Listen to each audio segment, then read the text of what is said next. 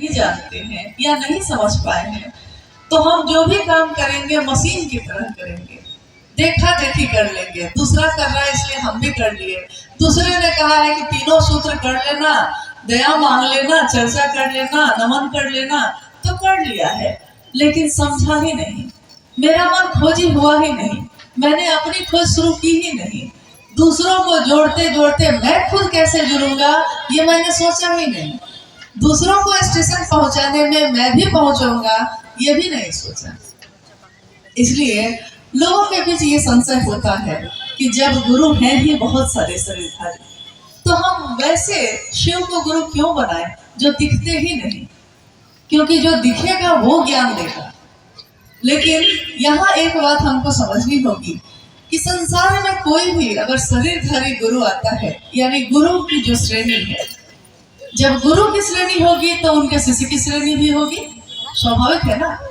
जब हम कहते हैं कि माँ है तो पुत्र पुत्री भी होगा, बहन है तो भाई बहन भी होगा, पिता है तो उसकी संतान होगी, दोस्त है तो उसका कोई दोस्त होगा, दोस्त अकेला तो नहीं हो सकता, दुश्मन है, दुश्मनी के भाव के लिए भी दो सत्ता होनी चाहिए, नहीं तो दुश्मनी भी किससे करेगा वो, अकेले किससे दोस्ती और किससे दुश्मनी, यानी दोनों तरफ से सत्ता चलती है। गुरु परंपरा में शरीरधारी असंख्य गुरु हैं, आज भी हैं। सदगुरु श्रेणी में भी शरीरधारी गुरु हैं, लेकिन सही गुरु का अभाव हो गया है। आप अपनी नजर से भी देखिएगा, जब चारों तरफ देखिएगा तो भेष से तो बहुत गुरु मिल जाएंगे। किसी ने गेरुआ वस्त्र पहना है, किसी ने रुद्राक्ष की माला पे माला पहन ली, किसी ने 1.25 लाख का रुद्राक्ष की टोपी पहन ली, किसी ने कुछ किया, किसी ने कुछ किया, किसी ने विश्व कल्याण के लिए कुछ और रास्ता अपनाया, कोई अघोर पंथ से चल रहा है, कोई योग के पंथ से चल रहा है। यानी गुरु है, ऐसा नहीं कि नहीं है, परिणाम भी है। तो कहा जा सकता है कि शरीरधारी गुरु से भी आप कुछ सीख सकते हैं, वो भी शिव का ही अंश है। अगर शरीर में कोई गुरु है तो शिव, अगर गुरु नहीं है तो शरीर में भी कोई गुरु नहीं हो सकता। अगर शिव के पास माँ का भाव ना हो, संसार में कोई माँ नहीं हो सकती।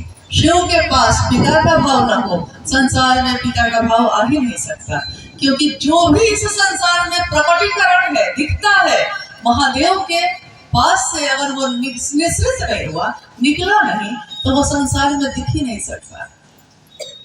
तो गुरु भी होंगे, यानी गुरु परंपरा में भी जब हम सर्वोच्च शिखर को देखते हैं तो हम देखते हैं कि गुरुओं के गुरु कौन है, सदगुरुओं के गुरु कौन है, देवताओं के गुरु कौन है और उनके गुरु कौन है।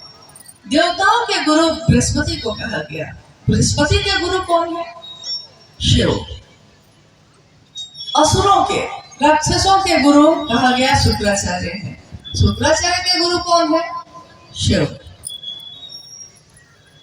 संसार में इंसान जहां रहते हैं, जगत में जितने भी गुरु हैं, अगर उसके मूल में, जड़ में देखिए, उस एक छोटे से गुरु भाई ने हमारे जो समय चर्चा की है, मतलब आप लोगों के शिव की चर्चा सुनने के बाद मुझको लगा कि यहाँ तो हम लोग की जरूरत ही नहीं है।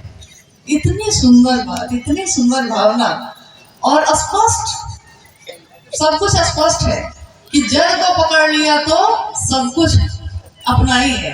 राजा अपना है तो उसकी राज्य की सारी चीजें भी अपनी ही है। जड़ को पकड़ लिया, देखिए कितनी बड़ी बात कही उसने। यानी अगर गुरु और सदगुरु के परंपरा से भी आप खोजने चलिएगा कि आखिर कोई गुरु है संसार में, तो उसका गुरु कौन, उसका गुरु कौन, उसका गुरु कौन, तो अंत में जाके समाप्त होती है ये यात्रा महादेव के पास। सदगुरु, इसमें अंतर क्या है? गुरु यानी एक शरीरधारी सामान्य गुरु अपने साधना से, साधना यानी कि आपने देखा होगा कोई बैठ के ऐसे तपस्या कर रहा है, कोई मंत्रों का जप कर रहा है, अपनी साधना से। साधना मतलब जिस देवी या देवता की आप पूजा कर रहे हैं उसको आप सोचे हैं अब साध कर उससे मिलेंगे। कहने का मतलब हुआ, साध कर मतलब क्या देवी या देवता को हम साध लेंगे या वो हमको साधेंगे? क्या होगा? साधना मतलब कि श्रम युक्त भक्ति, यानी एक ऐसी भक्ति जिसमें आप अपनी ताकत लगा रहे हैं, अपनी शक्ति लगा रहे हैं। तो एक सीमा के बाद आपकी शक्ति होगी खत्म।